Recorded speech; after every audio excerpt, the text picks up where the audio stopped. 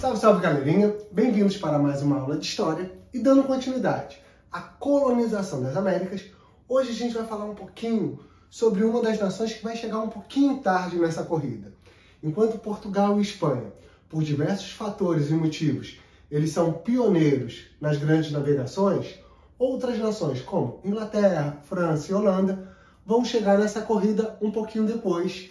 E obviamente que isso vai impactar em como e nas formas que elas vão fazer essa ocupação dos territórios que, seja Portugal ou seja Espanha, vão meio que deixar de lado.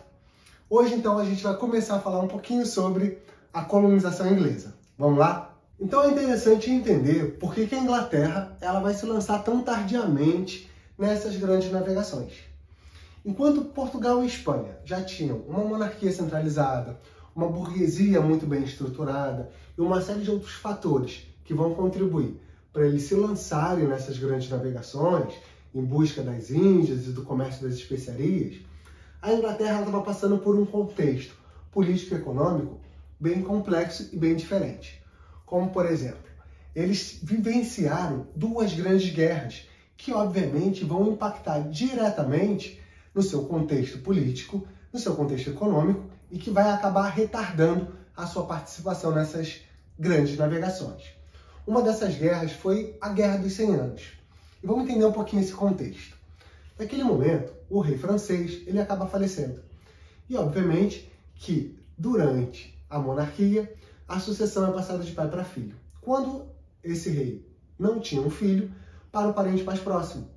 Como esse rei francês falece e não deixa herdeiros, o rei inglês, que era um dos seus descendentes, ele vai reivindicar essa coroa. E, obviamente, além da coroa, ele quer anexar os territórios franceses.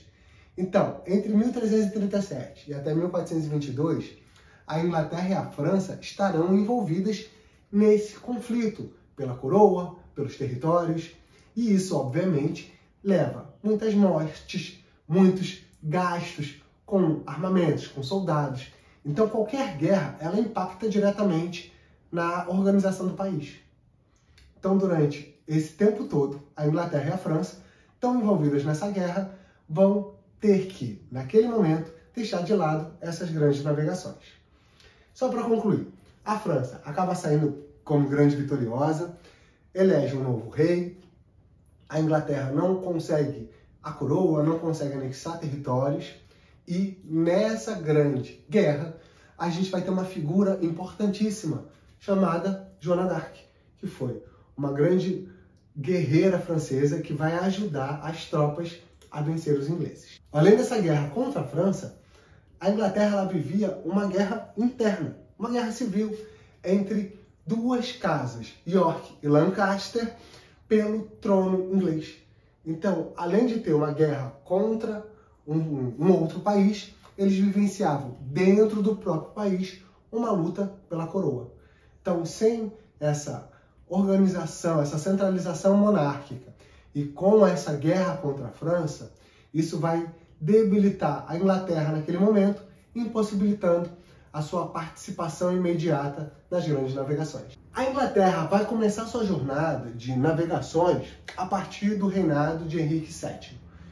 Obviamente, com Henrique VIII e Elizabeth I, isso vai ganhar grande força e grande incentivo por parte das monarquias inglesas. Tanto é que a primeira tentativa de ocupação e colonização de terras nas Américas do Norte vai acontecer sob o reinado da rainha Elizabeth I. Por volta de 1584, 1585, o explorador e navegador Walter Raleigh vai para a América do Norte e funda a colônia de Virgínia. Contudo, essas primeiras tentativas elas não obtiveram muito sucesso, principalmente por causa dos constantes ataques indígenas a essas colônias, e temos sempre que também levar em conta o lado das pessoas que já viviam nas Américas. Enquanto esses ingleses começam a vir para cá, começam a ocupar o território e tomar posse das suas terras, obviamente eles tiram a terra desses indígenas, e assim, como vai acontecer na colônia portuguesa e na colônia espanhola, esse contato entre ingleses e nativos vai levar a muitas mortes entre os indígenas. seja por causa das guerras e dos conflitos em si pela terra e pelas doenças que os europeus traziam, como a varíola, a gripe, que vai dizimar tribos inteiras de indígenas também na América do Norte. A partir do século XVII, essa colonização das Américas pelos ingleses vai ganhar um novo impulso, com a fundação das companhias de comércio britânicas, como a Companhia de Londres, Plymouth. Essas companhias elas vão ajudar nessa ocupação, nessa criação de novas colônias e no comércio entre as Américas e a Inglaterra. Então, aos poucos, a partir desse período, depois de 1600, é que a Inglaterra, de fato, começa a ocupar esses territórios que foram deixados de lado pela Espanha. Porque, teoricamente, de acordo com o Tratado de Tordesilhas, aquelas terras, teoricamente, pertenceriam à Espanha. Mas como elas não tinham nenhum interesse, não geravam nenhum interesse econômico ou exploratório, essas terras ficaram meio que abandonadas, o que vai possibilitar a ocupação inglesa e a colonização. Portanto, galerinha, vários foram os fatores que retardaram essa grande navegação e ocupação de territórios das novas terras das Américas. Obviamente que isso não vai impedir que a coroa britânica depois comece o seu processo de colonização das 13 colônias, que vão dar origem aos Estados Unidos. Só que lá eles vão passar por um processo bem específico, onde, mesmo sendo 13 colônias sob uma mesma coroa, eles vão ter dois tipos de colonização, uma colônia de exploração e uma de povoamento. Mas isso a gente fala um pouco melhor no próximo vídeo. Espero que vocês estejam gostando. Curtam, compartilhem, se inscrevam no canal e comentem. E até a próxima aula, que a gente vai continuar falando um pouquinho mais sobre essa ocupação das terras pelos ingleses.